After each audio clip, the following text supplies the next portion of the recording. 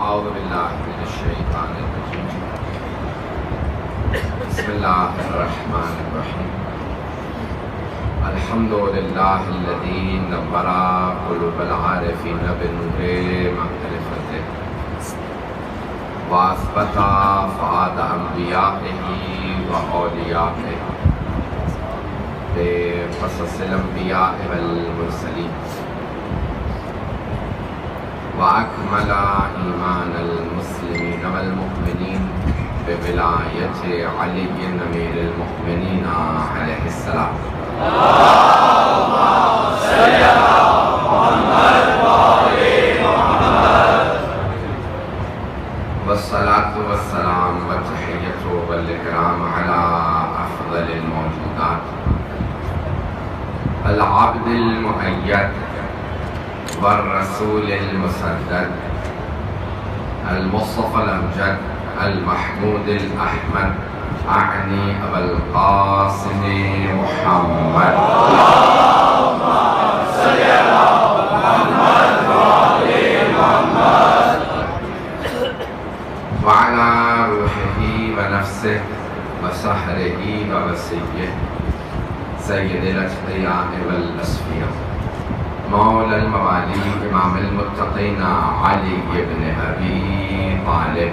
اللهم صل على محمد وآل محمد وعلى أوصيائه لا سيما بقية الله في الأرض روحي وأرواح العالمين لتراب مقدمه الفداء واللعنة الدائمة على أعدائهم أجمعين من الآن إلى قيام يوم الدين. أما بعد فقد قال الله الحكيم في كتابه الكريم بسم الله الرحمن الرحيم ولقد كتبنا في الزبور من بعد الذكر أن الأرض يرثها عبادي الصالحون. صلوات. اللهم صل على محمد وآل محمد. میں نے سورہ انبیاء کی ساتھ تلاوت کی ہے، لیکن چاہوں گا کہ سورہ حجر کی ایک آیت کو موضوع عنوان قرار دوں۔ ماشاءاللہ۔ قرآن کریم میں 114 سورے ہیں، 114۔ اللہ نے قرآن کو بھی 1 اور 14 سے خالی ہے۔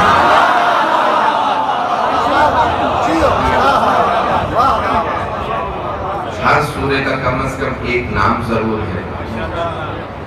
وَلَقَدْ آتَيْنَاكَ سَبْعًا مِنَ الْمَثَانِي وَالْقُرْآنَ الْعَظِيمِ۔ سورہ حجر میں اللہ بہت خوبصورت انداز سے ارشاد فرما رہا ہے، اے میرے حبیب ہم نے آپ کو 7 دہرائے ہوئے عطا کیے ہیں اور قرآن عظیم عطا کیا۔ اور یہاں 2 باتوں کی طرف اللہ نے اشارہ کیا ہے، 7 دہرائے ہوئے اور قرآن عظیم۔ وَلَقَدْ آتَيْنَاكَ سَبْعًا مِنَ الْمَثَانِي، 7 کہتے ہیں 7 کو، مثانی دہرائے ہوئے، اور والقرآن العظیم، اور ہم نے قرآن عظیم آپ کو عطا کیا۔ آپ نے آیت اور بھی بہت سے علماء سے بزرگوں سے سنی ہوگی۔ آئیے ذرا، مجھے نہیں معلوم ہے کیونکہ میں کسی مقام پہ پیش کر چکا ہوں، مجھے نہیں معلوم میرے الفاظ کو کسی نے دہرا ہے یا نہیں، میری اپنی مجلس سے آیت وہی ہوتی ہے، محنت اپنی اپنی ہوتی ہے۔ آئیں طرح میں کچھ اور پیش کرنا چاہتا ہوں، شاید کچھ میں مطالب جدید ہوں آپ کے لیے۔ اور اللہ نے 7 دہرائے ہوئے اور قرآن عظیم عطا کیا ہے حبیب خدا کو۔ تو علماء نے لکھا ہے سورہ فاتحۃ الکتاب کے کئی نام ہیں، اور اس کے ناموں میں سے ایک نام ہے سبع مثانی، 7 دہرائے ہوئے، کیونکہ سورہ فاتحہ کی 7 آیات ہیں، 7 آیات ہیں، اور یہ واحد سورہ ہے جو 2 مرتبہ نازل ہوا۔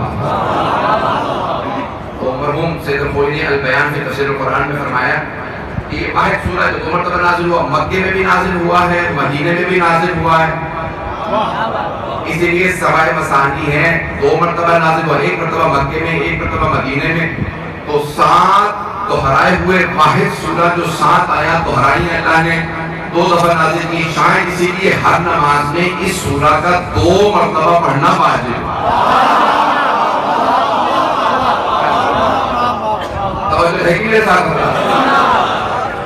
اللہ کی نامی مسلسل ہمارا سفر رہا ہے، اور کتنی ہفتے ایسے ہی سفر میں گزرے، کراچی میں بھی سفر رہا، پھر اس کے بعد عاشورے پہ عراق چلے گئے زیارات میں، وہاں ہر روز صبح سے رات تک چلتے ہی رہتے تھے، مجالس، زیارات، بیان۔ اس کے بعد پھر مسلسل کی 4 دن ہمارے سندھ میں ہر روز تقریباً 3 مختلف شہروں میں جاتے تھے۔ کل پنجاب میں آئے ہیں، مختلف شہروں سے ہوتے ہوئے صبح پہنچے، تو جو چند گھنٹے مل جاتی ہیں اگر آرام کی ضرورت مل گئے تو مل گئے، ایک بھی مومنین کے ساتھ ملاقاتوں میں گزر جاتا ہے وقت۔ تو میں صرف یہ جملہ کہتا ہوں کہ مجھے محرم سفر میں آرام نہیں ملتا، لیکن سکون بہت ہوتا ہے۔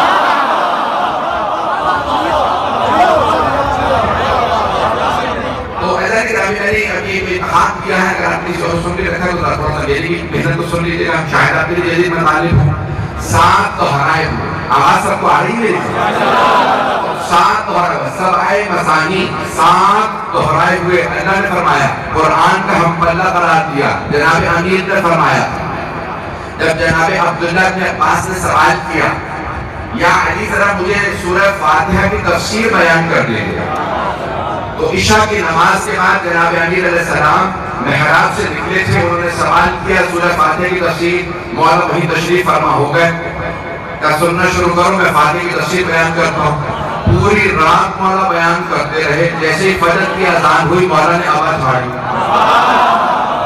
کہا عشاء سے فجر کا وقت ہو گیا، وقت کم تھا نہیں تو میں اور بیان کرتا۔ جناب عبداللہ بن عباس نے کہا مولا پوری رات آپ بیان کرتے رہے، لیکن آپ بائے بسم اللہ سے آگے نہیں بڑھے۔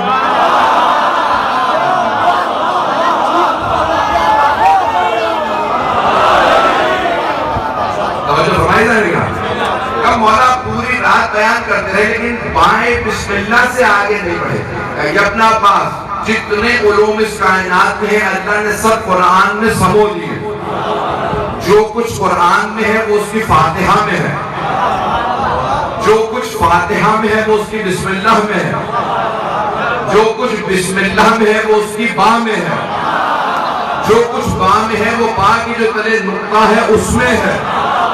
پھر مولا نے فرمایا وَأَنَا النُّقْطَةُ الَّتِي تَحْتَ الْبَاءِ، وہ جو با کے نیچے نقطہ ہے وہ میں علی ابن ابی طالب ہوں۔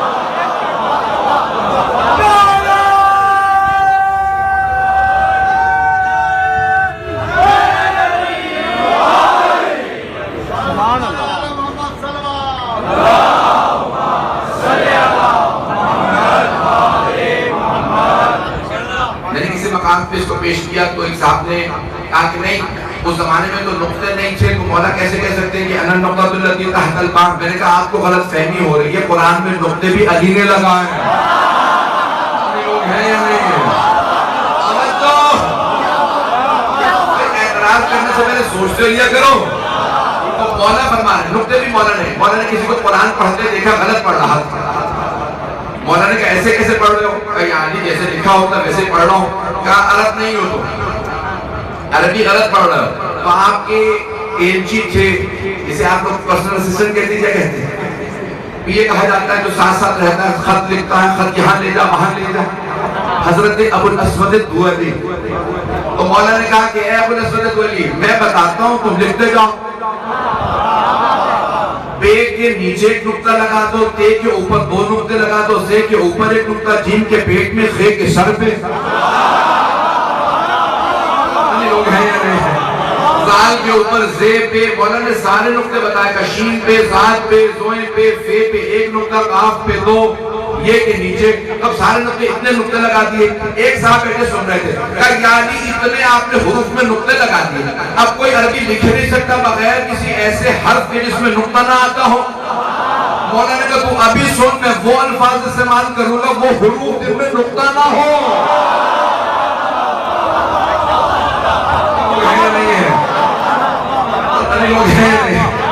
الف سے لے کے یہ تک مولا نے کہا 27 حروف تہجی عربی میں کتنوں پہ نقطے، میں ان حروف کو استعمال نہیں کروں گا جن پہ میں نے نقطے لگائے ہیں۔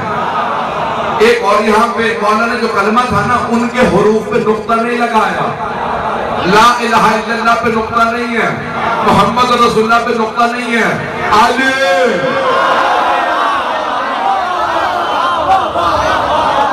ولی اللہ پہ نقطہ۔ بھائی گرامی اب بڑے پیارے انداز سے مولانا نے بنایا۔ ایک آدمی نے ایک اور سوال کیا تھا، مجھے سورہ فاتحہ کو پیش کرنا، ساری تمہید مان لو تاکہ اگلے جملے واضح کر سکو۔ کہ یعنی عربی زبان میں 27 حروف تہجی، الف سے لے کے یہ تک سب سے زیادہ استعمال ہونے والا حرف کون سا ہے؟ الف سے لے کے یہ تک۔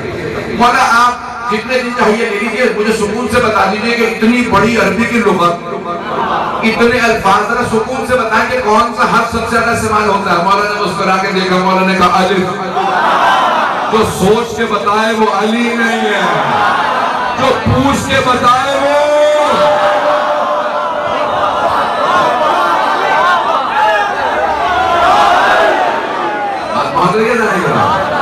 اور مولانا نے کہا بھئی الف۔ یعنی ایسا ممکن ہے کہ آپ سکون سے مجھے خطبہ لکھیں جس میں الف نہ آئے؟ کہ لکھ دوں خطبہ ابھی دیتا ہوں؟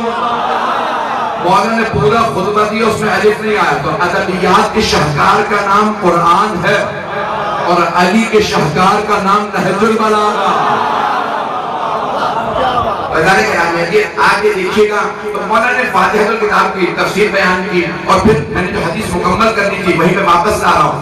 تو مولانا نے کہا بائے بسم اللہ کی تفسیر، تو جناب عبداللہ اپنے پاس نے کہا مولانا با سے آگے نہیں بڑھے، کہ انا النقطۃ التی تحت البا، وہ جو با کے نیچے نقطہ ہے نا وہ میں ہوں۔ مجھے بتایا یہاں بہت بڑا لکھا مجمع لاہور کی کریم موجود ہے، بڑے بڑے علماء کو سننے والے ہیں۔ ایک نقطہ اور پیش کر دوں نوجوانوں کے لیے خاص طور سے، جب تک یہ سی ڈیز اور یہ چھوٹی ڈسک کا رواج نہیں آیا تھا، لوگ کہتے تھے نقطے میں کیسے قرآن آ سکتا ہے۔ میں نے ایک سی ڈی خریدی، اس میں 2000 کتابیں تھی کئی برس پہلے۔ تو میں نے پوچھا کون کون سی کتاب ہے؟ تمام شیعہ مصادر ہیں، قرآن بھی ہے۔ میں نے کہا قرآن کہاں ہے؟ ایک نقطے کے برابر ہے، نقطے کے برابر۔ جب کمپیوٹر آیا، سی ڈی بنی تو پتہ چلا نقطے میں قرآن آ جاتا ہے۔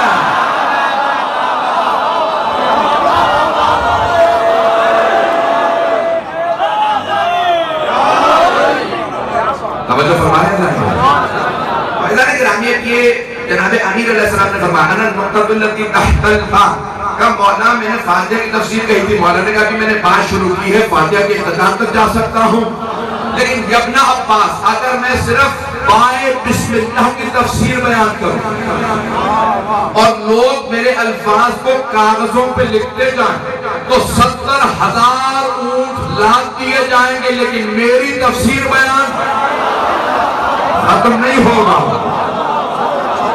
اب سمجھ میں آیا کیوں کہا تھا پیغمبر نے انا مدینۃ العلم وعلی بابھا۔ کہ نبی جناب امیر کا بیان ختم نہیں ہوگا۔ یہ کب ہم سمجھیں گے؟ مرنے کے بعد جب جنت میں جائیں گے۔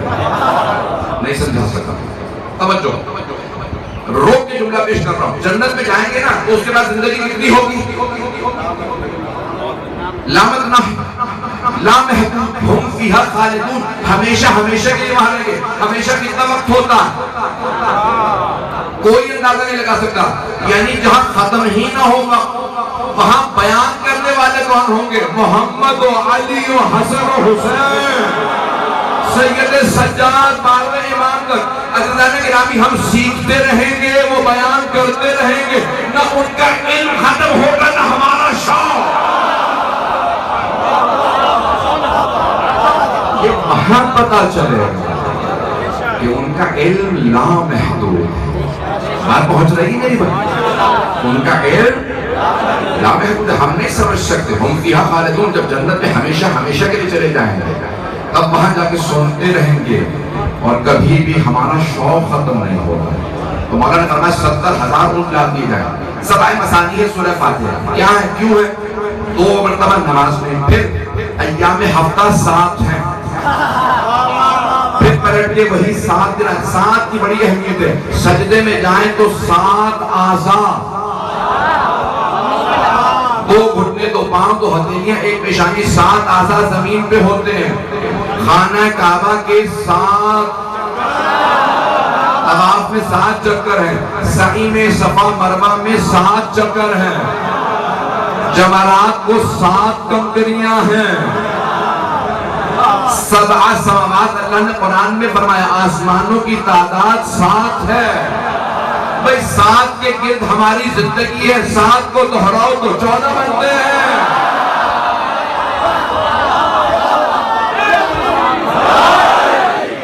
ممنون آپ کی محبت کے لیے، ابھی تک میں مکمل نہیں کر سکا ہوں، آئیے ذرا واپس آ جائیے سورہ فاتحہ کے 7 چیزوں کو بیان کروں، مجمع ہے میرے ساتھ۔ اب سورہ فاتحہ کے ناموں میں سے ایک نام ہے سبع مثانی، 7 دہرا ہوئے، اس میں 7 ایسے حروف ہیں، 7 ایسے کلمات ہیں، 7 ایسے الفاظ ہیں جو 2 بار آتے ہیں۔ ایک کو بیشک بند کر دیجیے گا کیونکہ میں تیز بولتا ہوں، شاید میری بات سمجھ میں نہ آ رہا، گفتگو سمجھ میں آ رہی ہے؟ سورہ فاتحہ میں 7 الفاظ ہیں جو 2 مرتبہ، اس لیے سبع مثانی۔ بسم اللہ الرحمن الرحیم، اللہ بسم اللہ میں آئے، الحمدللہ رب العالمین، اللہ 2 دفعہ آیا، آپ گنتے جائیے گا میں گنواتا جاؤں، تو اللہ 2 مرتبہ، بسم اللہ الرحمن الرحیم، رحمان بسم اللہ میں بھی آیا، الحمدللہ رب العالمین، الرحمن، رحمان 2 مرتبہ ہے، الرحیم، الرحمن الرحیم، رحیم بھی گھبرا کے سن رہے ہیں حضرات، اب لگتا ہے صرف مجھے گننا آتا باقی ہمارے حضرات دیکھ رہے ہیں، تو اللہ 2 مرتبہ آیا، رحمان 2 دفعہ، رحیم 2 دفعہ، الرحمن الرحیم، مالک یوم الدین، ایاکا نعبد و ایاکا نستعین، ایاکا 2 دفعہ آیا، توجہ ہو، اہدنا الصراط المستقیم، صراط غیر المغضوب علیہم، یعنی علیہم 2 دفعہ آیا، غیر اور لا ایک معنی میں ہے 2 مرتبہ، نہ ان میں قرار دے نہ ان میں قرار دے، نہ جن پہ تیرا غضب آیا ان میں قرار دے، توجہ، بہت زیادہ کھل کے نہیں پڑھ سکتا لیکن تھوڑی سی وضاحت کروں گا، غیر المغضوب علیہم ولا الضالین۔ اب یہاں پہ اللہ فرما رہا ہے کہ اس طرح سے دعا مانگو، پروردگارہ نہ ان میں قرار دے جن پہ تیرا غضب ہے، نہ ان میں قرار دے جو گمراہ ہیں، تو پھر ایسے 2 گروہ ہیں نا،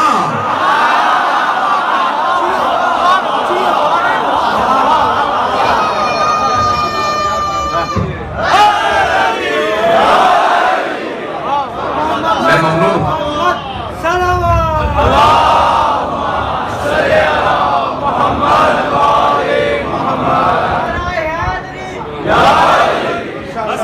جناب سیدہ فاطمہ الزہرا سلام اللہ علیہا صلوات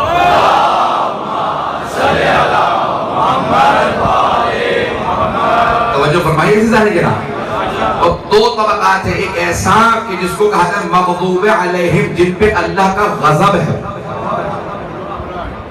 کسی پہ اللہ کا غضب ہے، ولا الضالین، نہ ان میں قرار دے جو گمراہ ہیں۔ اب یہ ہم حبیب خدا سے پوچھ لیتے ہیں یا رسول اللہ یہ غضب کن پہ ہے؟ ایک اللہ نے قرآن میں پیش کیا ہے وَبَاءُوا بِغَضَبٍ مِّنَ اللَّهِ، یہودیوں نے جب انبیاء کو قتل کیا تو اللہ کا غضب خرید لیا، یہودیوں کے لیے اللہ نے قرآن میں کہا، کن کے لیے؟ یہودیوں کے لیے کہا اللہ نے وَبَاءُوا بِغَضَبٍ مِّنَ اللَّهِ، اللہ کا غضب بِقَتْلِهِمُ الْأَنْبِيَاءَ، وہ جو انبیاء کو قتل کرتے تھے انہوں نے اللہ کا غضب خرید لیا۔ اور عیسائیوں کے لیے کہا جب انہوں نے اللہ کا بیٹا مان لیا عیسیٰ کو وہ گمراہ ہو گئے، یہودیوں عیسائی گمراہ ہو گئے، یہودیوں نے اللہ کا غضب خریدا، عیسائیوں نے اپنے آپ کو گمراہ کر دیا۔ اب اللہ کے رسول کی حدیث ہے عیسائیوں یہودیوں کے کاموں کو میری امت میں بھی کیا جائے گا، کوئی اللہ کو ناراض کرے گا، کوئی گمراہ ہو جائے گا، نہیں ہے مجمع، سارے مجمع کی توجہ چاہیے۔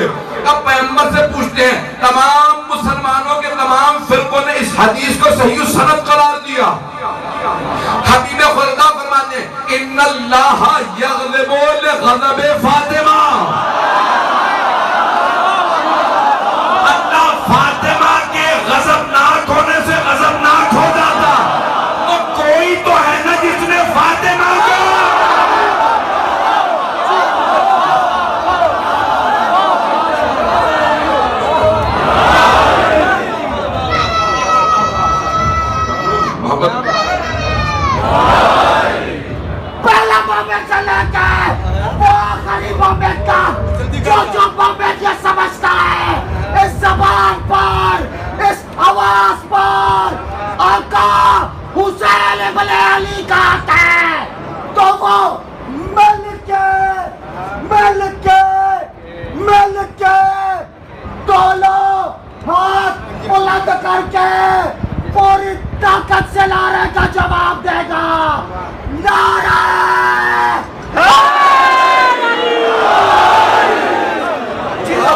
بات بہت گئی نا جناب، میں آپ کی محبتوں کا ممنون ہوں، اشاروں میں چل رہے ہیں. اب میرے بھی مسائل کے بعد میں نے نیا انداز اپنا لیا، اپنے پہنچ جائیں گے، دشمن پریشان رہیں گے. تو اب جناب سرور کائنات فرما رہے ہیں جس نے سیدہ کو غضبناک کیا وہی مغضوب علیہم ہے، جو علی کے راستے سے ہٹا وہی گمراہ ہے. یا رسول اللہ ذرا علی کا راستہ بتا دیں.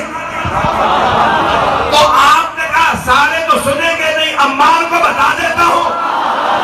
یا عمار، اگر میرے سارے صحابہ ایک بستی میں چلے جائیں اور علی اکیلے دوسری بستی میں چلے جائیں، عمار سارے صحابہ کو چھوڑ کے اکیلے علی کے پیچھے چلے جانا.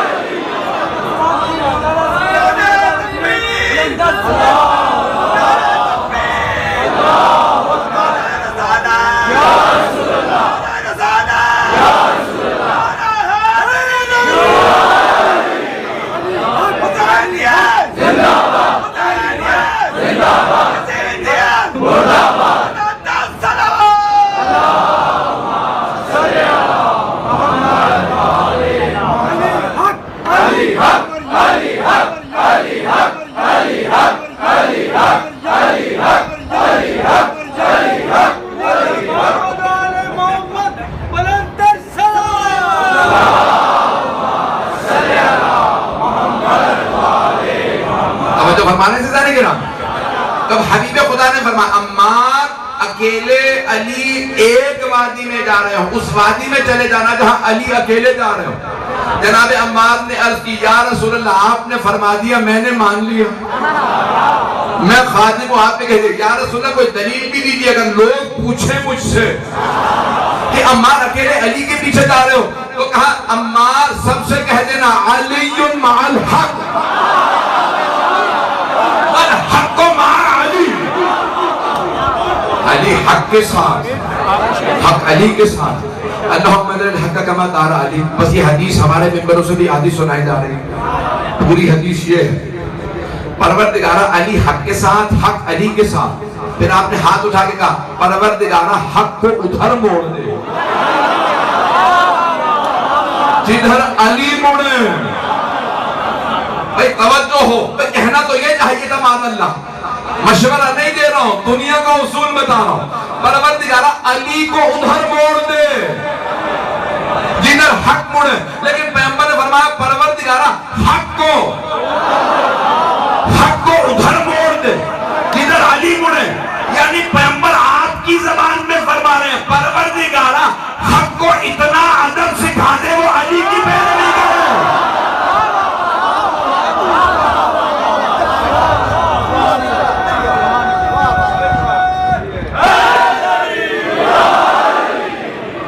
کیا کہا تم نے علی سوچ کر بتاؤ گے؟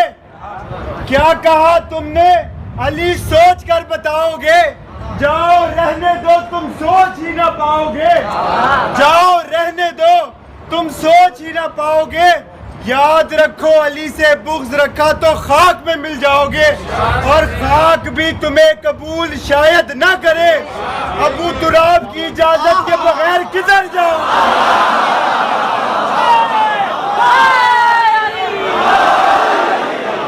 توجہ رہ گیا نہیں جرا، لیکن مجھے اگلی مجلس میں نہ جانا ہوتا میں اور تفصیل میں جاتا. اب یہ 7 تو ہرائے ہوئے، ہم نے بتا دیا ہے کہ 7 تو ہرائے ہوئے ہوں. صرف اہل بیت بتا سکتے ہیں، اہل بیت بتا سکتے ہیں ان کا مقام کیا ہے، دوسرے سمجھ ہی نہیں سکتے، بتائیں گے کیا؟ اسی لیے جناب امیر اہل بیت نے فرمایا قرآن بھی اوروں سے نہ سمجھنا، قرآن سمجھانے بیٹھے نہ جانے کیا سمجھا کے اٹھے. جن کے گھر میں آیا ہے ان سے پوچھو. قرآن آل محمد کے گھر میں آیا ہے، وہ جانتے ہیں قرآن کیا ہے. بہت سے لوگ آج تک کہتے ہیں ہمیں سمجھ ہی نہیں آ رہا اس آیت کا مفہوم کیا ہے. اور میں کہتا ہوں سمجھ آ بھی نہیں سکتا. ایک روک کے جملہ کہہ رہا ہوں. حدیث ہے احیاء العلوم امام غزالی نے لکھی ہے اور ہمارے یہاں فیض کاشانی نے المحجۃ البیضاء میں لکھی ہے. توجہ ہے نا میرے ساتھ؟ المحجۃ البیضاء میں فیض کاشانی میں جہاں انہوں نے احیاء العلوم امام غزالی کا جواب لکھا ہے نا تفصیل سے 8 جلدوں میں, تو وہاں پہ انہوں نے اس حدیث کو نقل فرمایا. شاید آپ نے سنی ہو لیکن سن لیجیے یہ حدیث. ربا تالی القرآن والقرآن یلعنہ,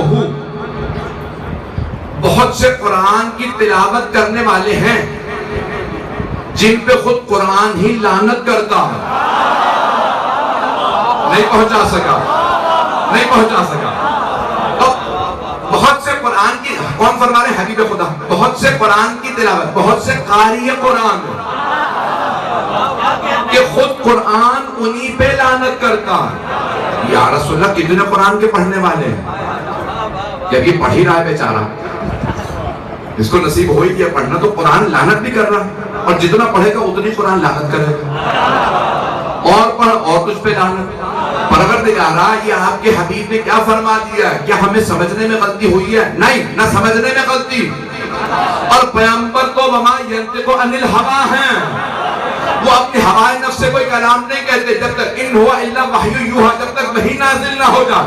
تو اللہ نے فرمایا حبیب خدا کی زبانی, بہت سے قرآن کی تلاوت کرنے والے قرآن انہی پہ لعنت کرتا ہے. پروردگار قرآن لعنت کیوں کر رہا ہے اپنے قاری پہ؟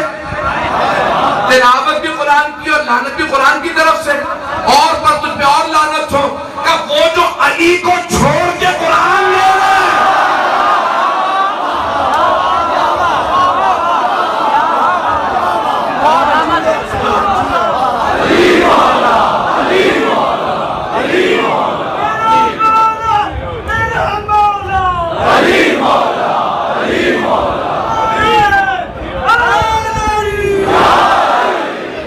جو فرمائی جانے گرا, یہ قرآن اگر اہل بیت کو کوئی چھوڑ دے تو یہ نہ سوچے کہ قرآن سمجھ میں آ جائے. بات پہنچ گئی؟ اگر پہنچ گئی تو میں آگے بڑھنا چاہ رہا ہوں. اگر بات نہیں پہنچی تو تھوڑی اور وضاحت کر دوں گا. اب یہ مجھے سمجھ میں نہیں آ رہا کہ نہیں پہنچی ہے, یہ پہنچ گئی بات. چلے میں ایک اور جملہ پیش کر کے آگے بڑھتا ہوں. عزیزان کرام, جب پیغمبر نے فرمایا تھا نا انی تارکن فیکم ثقلین, میں تمہارے درمیان 2 گراں قدر چیزیں چھوڑے جا رہا ہوں, کتاب اللہ و عطرتی اہل بیتی, ایک اللہ کی کتاب, دوسرے اپنی عطرت اپنے اہل بیت. تو وہاں پہ کچھ لوگ کھڑے ہو گئے اور انہوں نے نعرہ لگایا حسبنا کتاب اللہ, ہمیں کتاب کافی ہے. قدرت کو ضد ہے کہ علی جھکنے نہ پائے. جس نے نعرہ لگایا تھا سب سے پہلے وہی آدمی علی کے در پہ آیا, یا علی قرآن سے دکھا دیجئے. مولا نے فرمایا تو نے تو پیغمبر سے کہا تھا قرآن کافی ہے.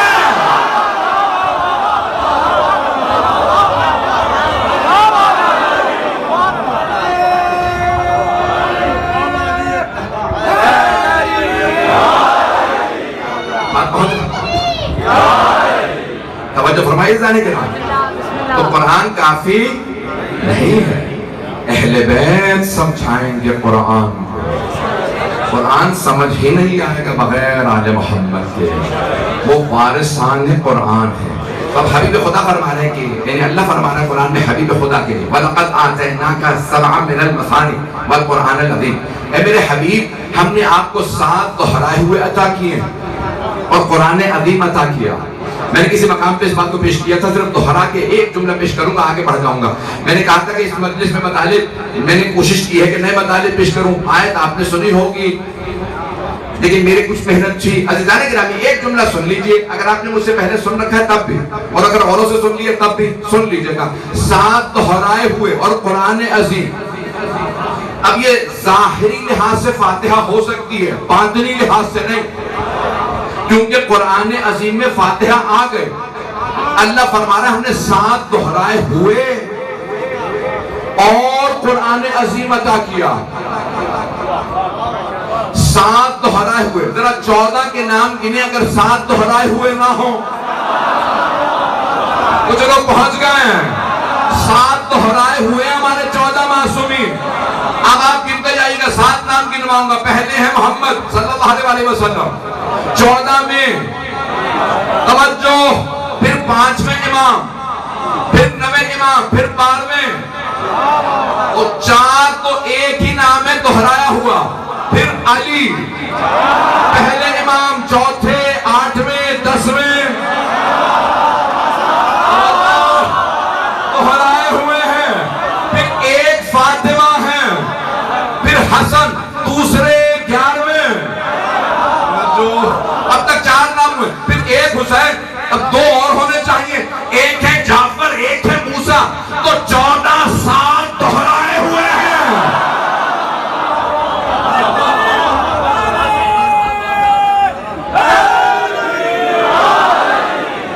آپ پہنچ گئی ہیں جانے کے نام. اب 7 دہرائے ہوئے, 7 دہرائے ہوئے, اور قرآن عظیم عطا کیا. اب یہ اہل بیت کے ماننے والوں کا عقیدہ ہے. کتاب کا نام ہے منبر الوسیلہ, جلد نمبر 2, مرحوم آیت اللہ تحبردی کی کتاب, استاد امام خمینی. اب کوئی منع نہیں کر سکتا. انہوں نے جلد نمبر 2 میں لکھا منبر الوسیلہ میں شیعہ مکتب کا اجماع ہے 14 افضل ہیں قرآن سے, کیونکہ قرآن صرف کلام ہے, یہ کلام بھی ہے, تفسیر بھی ہے.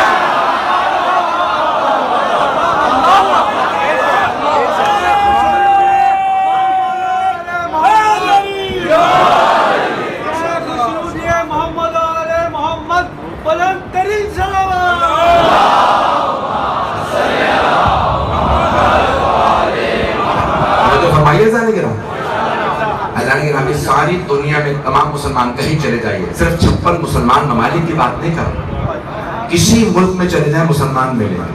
اور جب بھی آپ قرآن کریم پہ کوئی کتاب رکھیں گے تو سب آپ سے کہیں گے قرآن پہ کوئی کتاب نہ رکھنا. یہ ایسا ہے جیسے آپ نے اس کتاب کو قرآن پہ فوقیت دے دی, اولویت دے دی. قرآن پہ کسی کتاب کو اولویت نہیں دے سکتے, فوقیت نہیں دے سکتے. اس کتاب کو نیچے رکھے, قرآن کو اوپر رکھے. توجہ, قرآن ہے میراث, اہل بیت ہے وارث. جب میراث پہ کسی کو فوقیت نہیں دے سکتے تو پھر وارث پہ کسی کو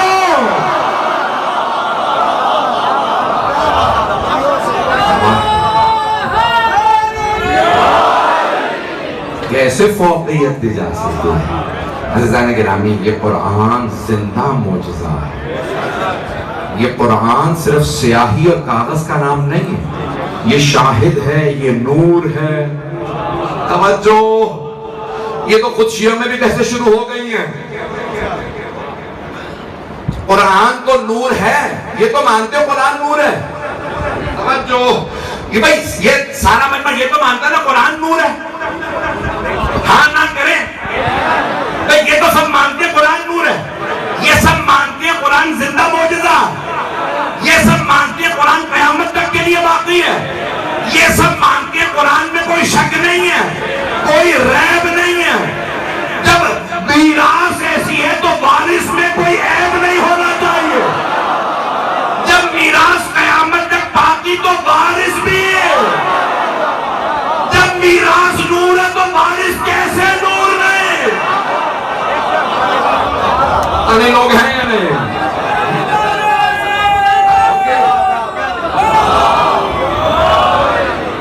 اب تو بات پہنچ گئی ہے. قرآن نور ہے, جب میراث ایسی ہے تو وارث کو کیسا ہونا چاہیے؟ ایک اور بات کہہ دوں یہاں پہ, چلتے رہیے گا, خدا رہا بات پہنچ رہی ہو اگر نہیں. تو قرآن نور ہے, وہ نور. اِنَّا أَنزَلْنَا إِلَيْكَ نُورًا, اللہ نے قرآن میں کہا ہم نے آپ پہ نور نازل کیا. میراث نور ہے. حتیٰ یہاں تک کہ مدینے کا نام بھی سارے مسلمانوں نے رکھا تو کہا مدینۃ المنورہ. اگر سب لوگ اونچی بول دیتے تو میرا دل اور زیادہ بڑھ جاتا ہے. سب مسلمان کہتے ہیں مدینہ منورہ, مدینۃ المنورہ. بھئی رسول خدا سے پہلے نام تھا یثرب. ابتدائی مسلمانوں نے کہا مدینۃ النبی, سب نے کہا نہیں رکھو مدینۃ المنورہ. آج سارے مسلمان کہتے ہیں مدینہ منورہ ہے. کیوں منورہ ہے؟ ارے وہاں رسول خدا ہے. پیغمبر کے آنے سے شہر منور ہو جائے اور وہ خاکی ہو.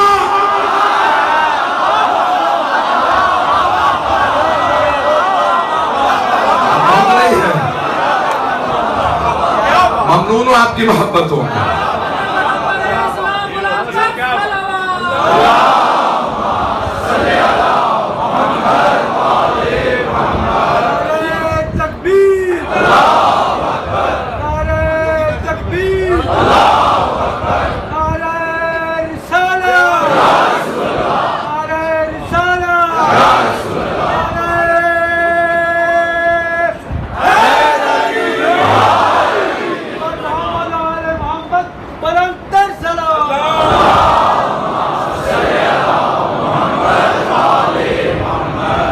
جو فرما رہے ہیں اسے جانے جانے تو قرآن نور ہے اور نور کو صرف نور ہی سمجھ سکتا ہے. عزیزان گرامی خود ائمہ اہل بیت علیہ السلام کی عظمت یہاں تک کہ جب یزیدیوں سے پوچھا نا شامیوں نے کوفیوں نے تم نے حسین کو کس حالت میں دیکھا؟ کہا جیسے جیسے دن گزر رہا تھا حسین کمزور نہیں پڑ رہے تھے, حسین کا جلال بڑھتا جا رہا, حسین کی ہیبت بڑھتی جا رہی, حسین کے چہرے کا نور بڑھتا جا رہا, حسین کمزور نہیں ہو رہے تھے.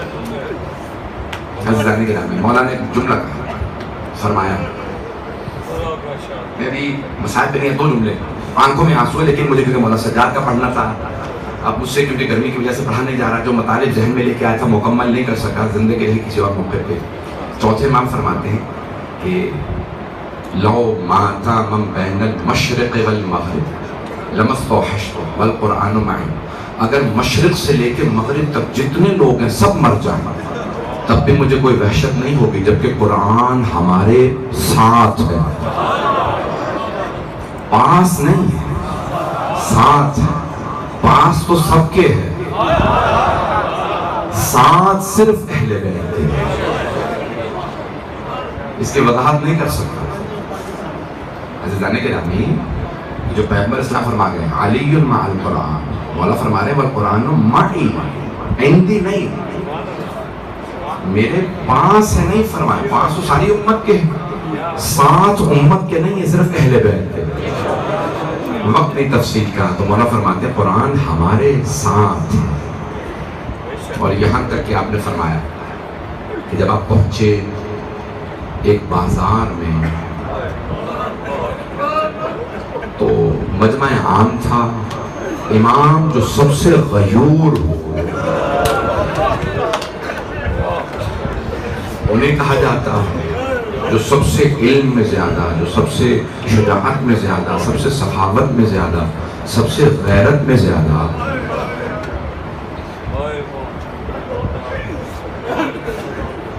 رو کے جملہ کہہ رہا ہوں بچوں کے لیے, نوجوانوں کے لیے, میرے بزرگوں کی مجھے دعائیں چاہیے اس جملے پہ کہ معصومین میں کوئی کمی نہیں ہوتی, اس لیے کمی نہیں کہیں گے بلکہ کہیں گے خاصہ. علماء کہتے اس کو خاصہ. امام حسین کا خاصہ یہ تھا کہ انہیں پیاس زیادہ لگتی تھی.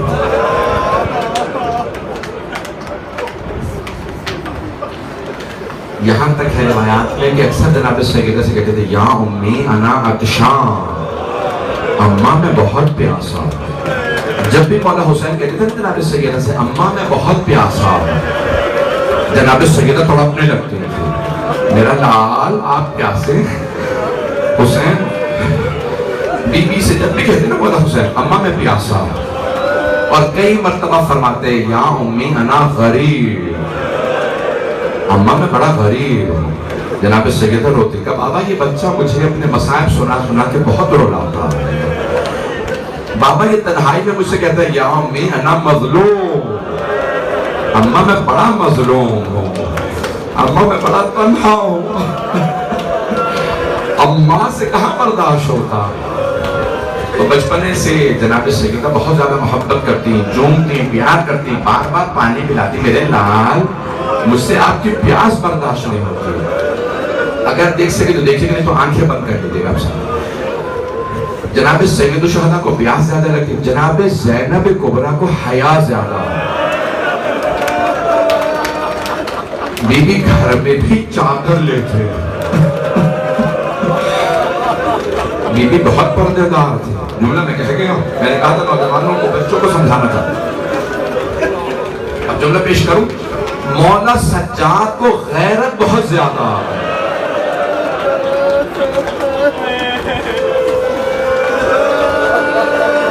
اجرکم اللہ. بس میں یہی کہتا تھا، بچوں کو ادراک ہو. میرے پاس بزرگ بیٹھے ہیں، وہ جملے جانتے ہیں. عجیب و غریب ہے نا. جناب سید سجاد ایک مقام پہ پہنچے، بازار تھا. مولا نے ایک مرتبہ مجمع عام دیکھا، آپ کی آنکھیں بہنے لگی. ایک مرتبہ آپ نے سر اٹھایا. بیٹا دیکھیے گا، آپ کے گلے میں توق تھا. اچھا میں نے بچپنے سے سنا تھا، پھر کتابوں میں بہت پڑھا تھا کہ گلے میں توق تھا، ہاتھوں میں زنجیریں تھیں، ہاتھ بھی بندھے تھے، پاؤں بھی بیڑیاں تھیں. لیکن جب میں نے توق دیکھا نا، یقین مانیے جب سوچتا ہوں تنہائی میں روتا.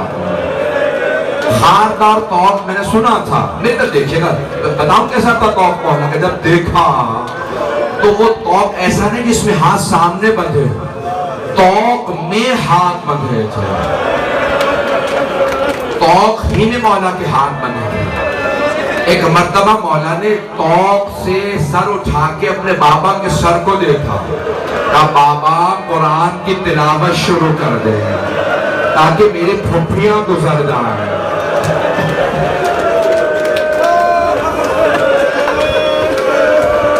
غیرت مند مومنین بیٹھے ہیں، بس میں کوئی رونے میں بخل نہ کرے. میں دیکھ رہا ہوں بہت سے لوگ کھڑے ہیں، بیٹھنے کی جگہ نہیں، جہاں جہاں جگہ مل جائے. کوئی آج بخل نہ کرے. جانتے ہیں کس کا پرسہ دینا جناب سید افا؟ اس امام کا پرسہ دینا جنہوں نے 72 کا پوری زندگی پرسہ لیا. اجرکم اللہ، اجرکم اللہ. یہ آپ نے روایت شاید سنی ہو، پہلے شاید نہ سنی ہو، مجھ سے سن لیجئے. کسی نے، شیعہ نے کہا، شیعہ نے خود مولا سجاد سے کہا مولا میرے چھوٹے بھائی کی شادی ہے، سارے خاندان کی حسرت تھی، آپ آ جاتے. مولا کے آنسو بہنے لگے گا. جب سے علی اکبر کی شہادت ہوئی میں شادیوں میں نہیں جاتا. میرا بچہ، میرا بھائی، میرا چھوٹا سا بچہ چہرے پہ ماتم کر رہا ہے. ایک سوال کروں آپ سے، آپ اس طرح سے رو رہے ہیں، میرا بچہ یہاں پہ بھی بے ہوش ہونے والا. آپ سب نے سنا ہے نا، دیکھا تو کچھ نہیں ہے. مولا سجاد نے شرابی کا دربار دیکھا تھا.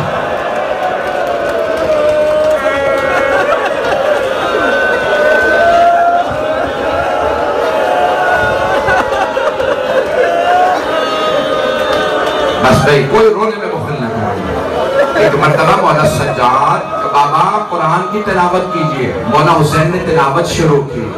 سارے مجمع نے کہا دیکھو وہ سر ہے، قرآن کی تلاوت کر رہا ہے. مولا سجاد سے پوچھا ہمیں تو بتایا یہ باغی کا سر ہے. مولا نے کہا خبردار میری پھپھیاں سن رہی ہیں. کہا کون ہے آپ؟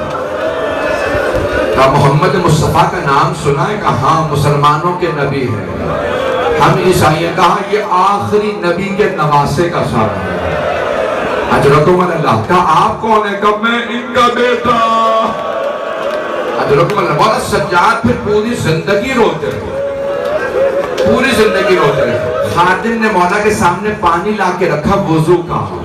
بس پانی دیکھا، مولا نے بلند آواز سے کہا ہائے میرے بابا پیاسے مارے گئے. اُدنا ابن رسول اللہ عطشانا.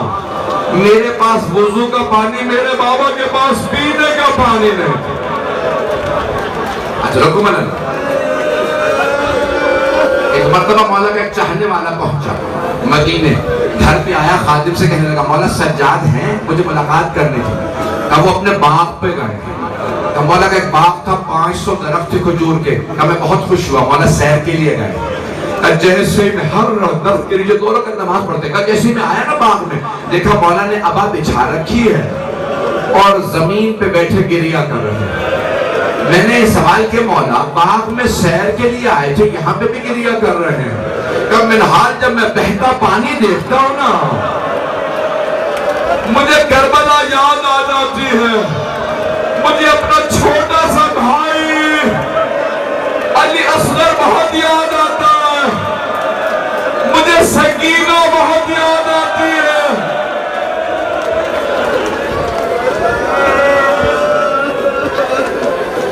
مرتبہ منہال نے کہا مولا سب سے زیادہ آپ کو کس بات نے رلایا؟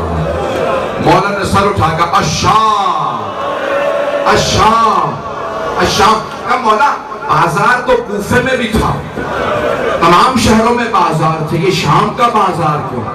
مولا نے کہا کسی بازار کو سجایا نہیں گیا تھا کوفے کا بازار سجایا گیا تھا وہ خوشیاں منا رہے تھے نعرے لگاتے تھے باغی مارے گئے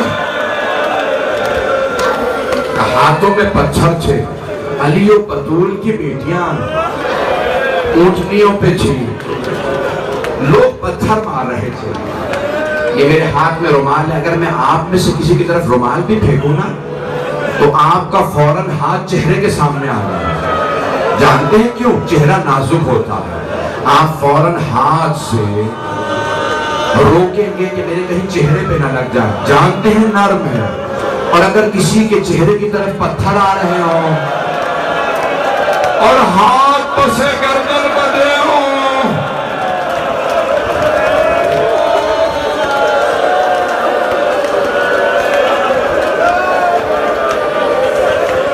بس میں ایک روایت پڑھوں گا اب مجھے پڑھنے کی طاقت نہیں رہی بس ایک تفصیل سے روایت پڑھنا چاہ رہا ہوں شہادت پورے نہیں پڑھوں گا آج اور بھی مجالس سے کل مجالس سے کہیں اور شہادت پڑھ دوں گا بس ایک روایت تاریخ میں 4 تابوت بڑی ہی مظلومیت کے پہلا مدینے میں تابوت اٹھا رات کا وقت تھا جناب امیر نے کاندھا دیا کہ بیٹا حسن ماں کا تابوت خاموشی سے لے چلو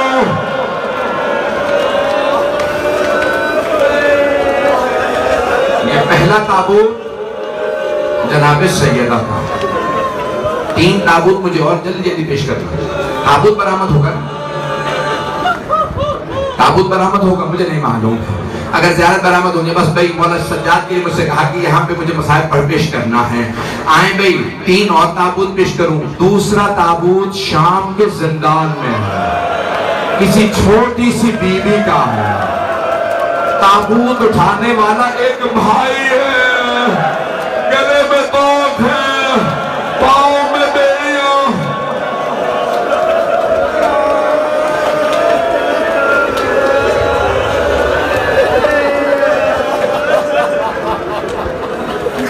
کسی اور موقع پہ تفصیل سے پڑھوں گا 2 اور تابوت سن لیں تیسرا تابوت بعد میں چوتھا تابوت سنیں گے بغداد شہر ہے پورے بغداد پہ ایک لاشا پڑا ہے کسی تابوت میں چھپا کے رکھا گیا 4 مزدوروں کو پیسے دے کے تابوت اٹھوایا گیا وہ نعرہ لگاتے جاتے تھے ماتا امام الرفضہ رافضیوں کا امام مر گیا یہ امام موسیٰ کاظم علیہ السلام کا تابوت ہے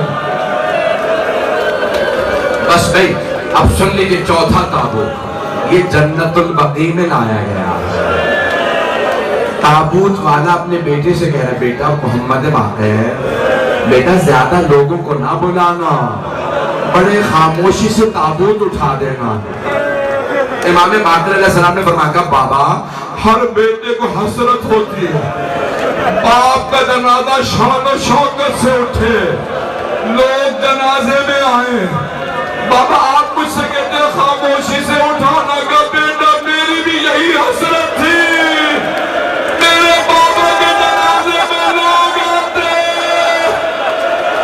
لیکن ہائے حسین میرے بابا کے لاشیں دھوپ میں پڑا